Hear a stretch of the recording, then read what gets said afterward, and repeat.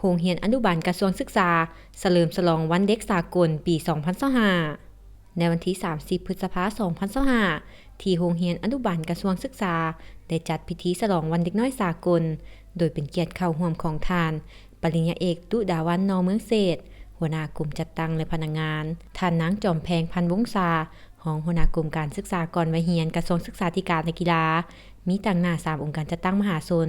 รัฐวิสาหกิจอุปกรณ์การศึกษาวิทยาลัยเทคนิคลาวเยอรมันคณะอำนวยการโรงเรียน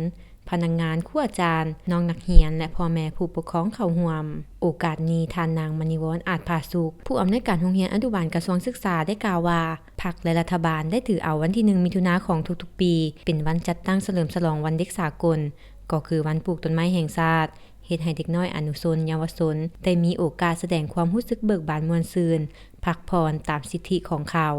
โดยมีความห่วงใยและเอาใจใส่ของพ่อแม่ครูชุมชนองค์การจัดตั้งมหาชนอำนาจการปกครองพร้อมด้วยบรรดาแผนกการที่เกี่ยวข้องเด็กทุกคนมีสิทธิในการอยู่รอดมีสิทธิในการได้รับการพัฒนามีสิทธิได้รับการปกป้องและเด็กทุกคนมีส่วนร่วมในการแสดงความคิดเห็นการแสดงออกถึงความรู้และความสามารถผ่านสื่อต่างๆในโอกาสวันเด็กสากลหมุนเวียนมาได้100 ปีพระประธานนายกรัฐมนตรีแห่งสาธารณรัฐประชาธิปไตยประชาชนลาวได้ให้คำขวัญวันเด็กในปีนี้ว่าสร้างความเข้มแข็งให้เด็กทุกคนสิทธิเท่าเทียมกันอนาคตปลอดภัยในพิธีได้มีการมอบใบยั่งยืนให้แก่นักเรียนอนุบาล3ที่ได้สิ้นสุดการเรียนในศกเรียน 2024-2025 จำนวน 47 น้อง